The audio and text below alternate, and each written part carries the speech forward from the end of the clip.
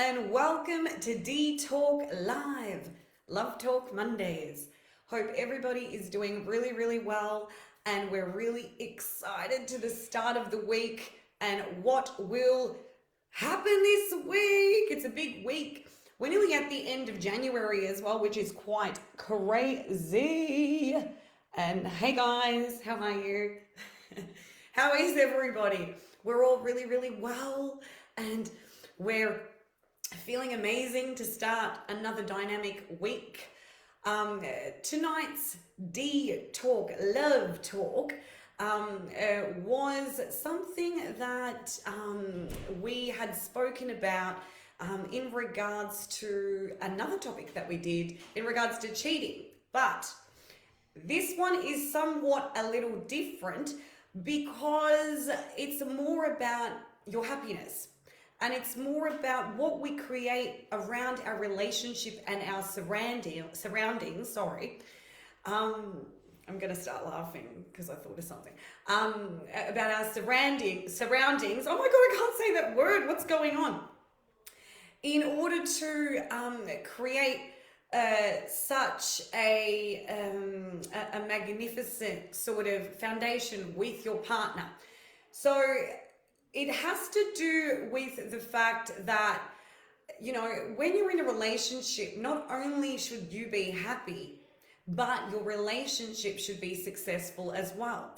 So they should go hand in hand, in other words, because a lot of the times people do compromise their happiness because the relationship seems to be going the way that they assume it to go, which in terms according to them is successful.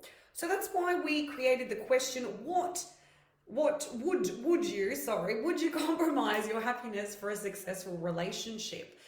I personally won't and don't believe that it's right.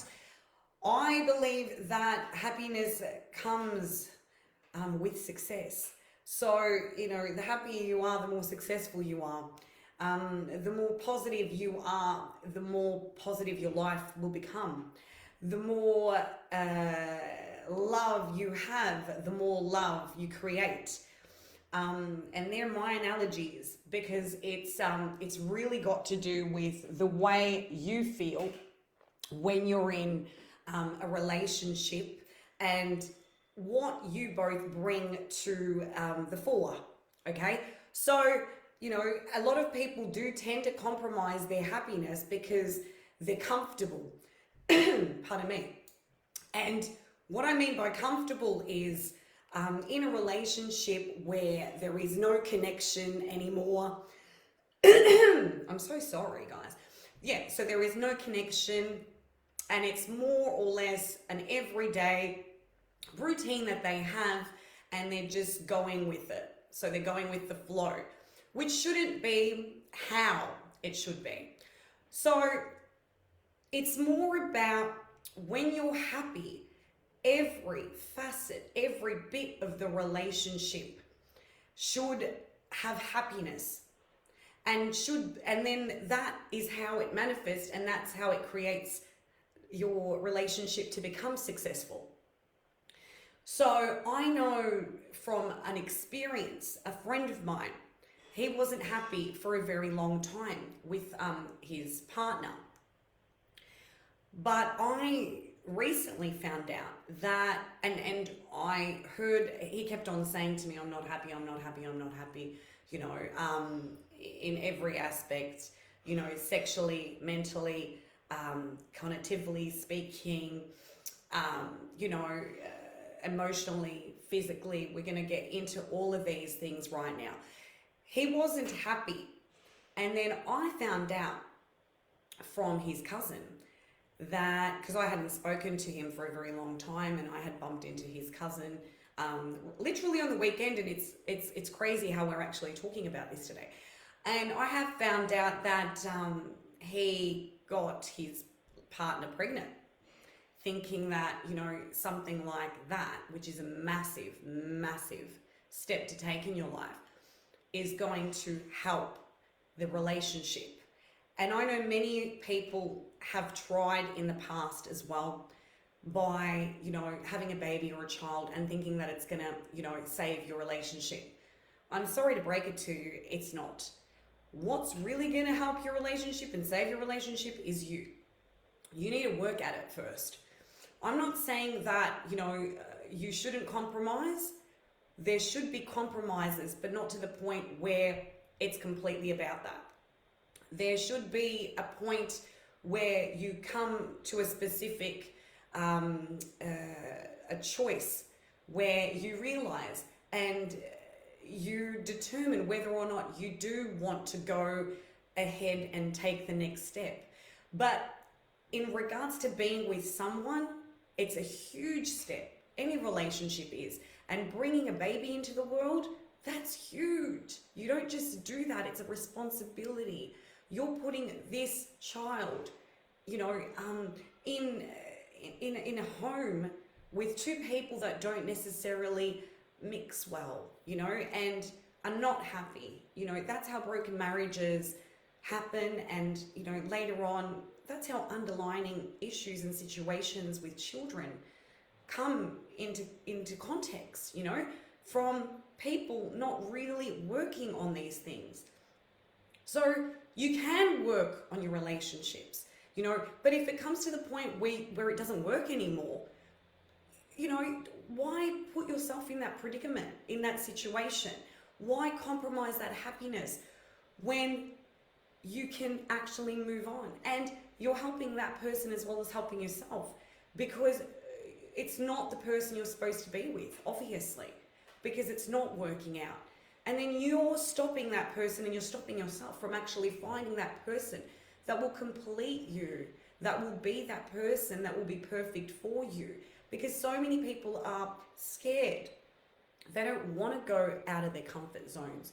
But in reality, I've met a lot of people that have, and they're so surprised at what's actually happened because they actually meet the person that they spend the rest of their lives with. And they're like, God, I should have done that ages ago. Because it's a realization, and they're happy, like they're actually happy. Why put yourself in a predicament and stay in the same old rut? It's stagnant. Being stagnant, it's energy.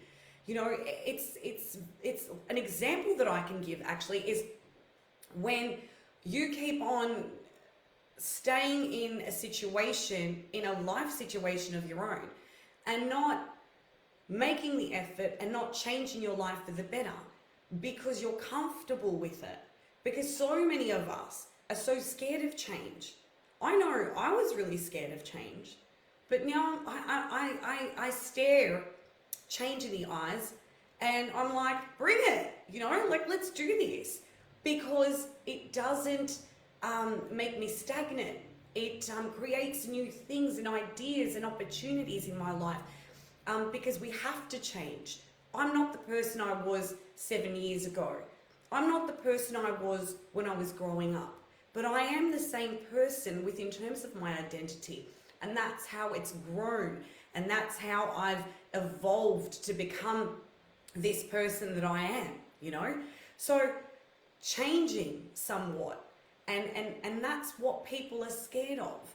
Changing their perspective. Changing the way that they are. Because they're comfortable and they're so used to it. And it's a programmed emotion that's been embedded from when we were a lot younger as well, right? So the traditional aspect of a relationship was always about being, married, having kids, and pretty much there's your life on a platter. You're happy now, right? Personally, myself, let's just say speaking, I always wanted to get married, and I'm not saying I'm not going to get married, all right? That was always a thing that I wanted to do, right? Because I love, okay? And spending time with the person that I'm with, and it's the most important thing to me, right? But it was not only about that.